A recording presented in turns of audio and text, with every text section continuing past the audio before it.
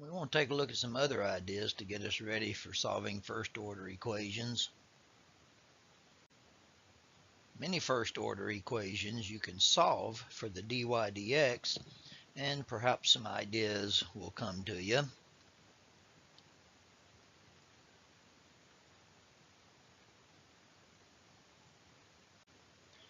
To solve for the dy dx in this equation, we'll add 4x to both sides and divide by the x squared. This is referred to as the derivative formula form by your textbook author. And this is like what we did in the previous chapter. This one's pretty easy to solve for dy dx. Just move the x squared y squared to the other side. However, unlike the previous one, we cannot solve this one simply by integrating both sides. But still, this is the derivative formula form, which might be of use to us.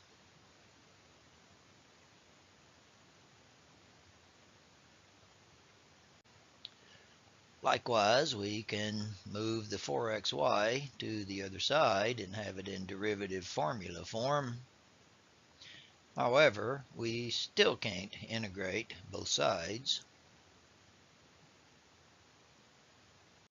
And this last one we'll put in derivative formula form just by moving the 4y to the other side. But again, we haven't yet learned how to solve this equation.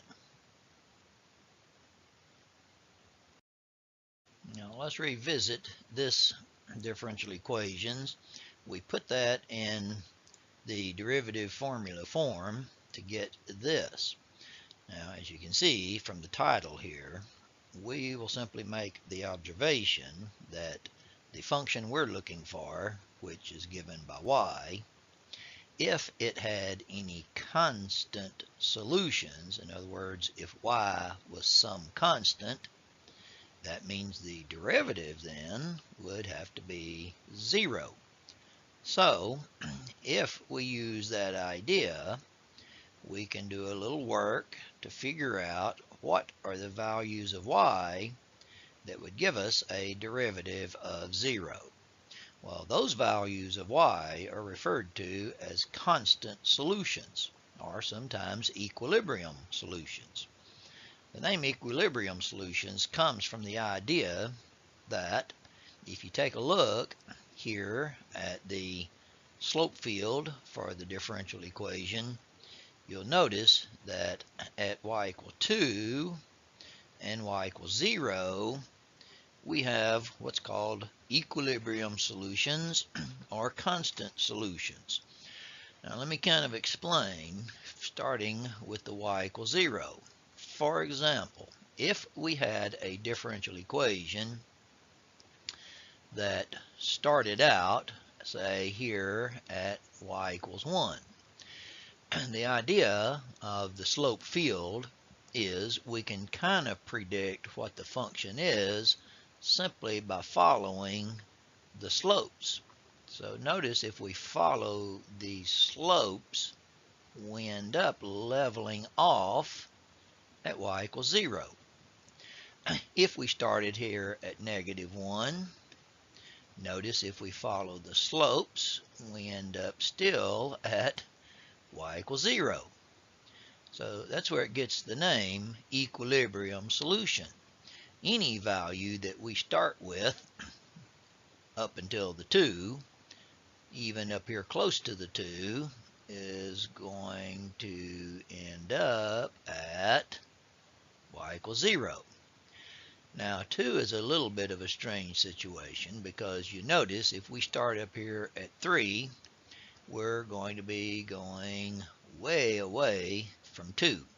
If we start down here closer to 2, well, if we follow the slopes, we're still going to be going way away from 2. In fact, as you can see, anything very close to 2 is going to diverge from 2 rather rapidly. The only time it would be 2 is once it gets to 2. If it's 2, it's going to stay 2. That's a constant solution. If it's less than 2, then we're going to go to 0. But still, that's the concept of constant solutions and how we go about finding such things. Let me show you again with this one how we determine the constant solutions. We put it in derivative formula form. We use the idea that dy dx equals 0 is where we have constant solutions. And so we take the right hand side and try to figure out what values of y would give us a 0. That means to factor and solve. So we would have constant solutions at 4 and 0. Now I won't go through these again like I did the previous one, but you can kind of verify that if it's the same ideas as what I showed on the one before. And we want to end this chapter by taking a look at something called Picard's theorem.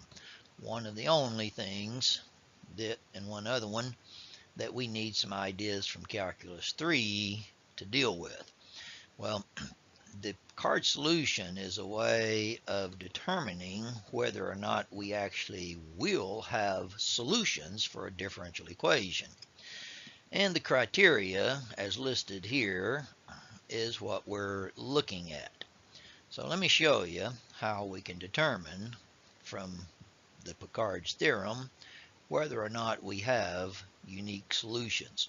If we take this differential equation, the f of xy referred to in Picard's theorem simply means what we have over here when it's in derivative formula form. The derivative talked about in Picard's theorem is the partial of this with respect to y. So, if you don't know Calculus 3, it's pretty easy to catch on to doing partial derivatives. Here's the f of xy. Now, we need to know where is that continuous.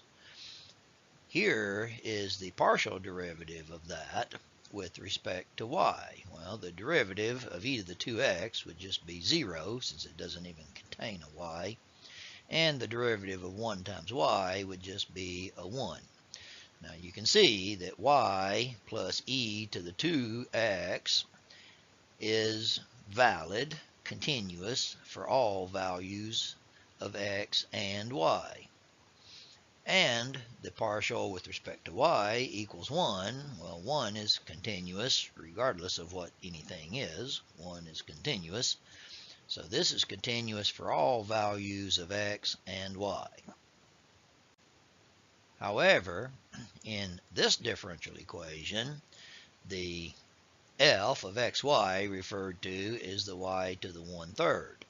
So we need to know where is y to the 1/3 continuous, and we need its partial derivative with respect to y, which would be a 1/3 y to the negative 2/3, or 1 over 3y to the 2/3.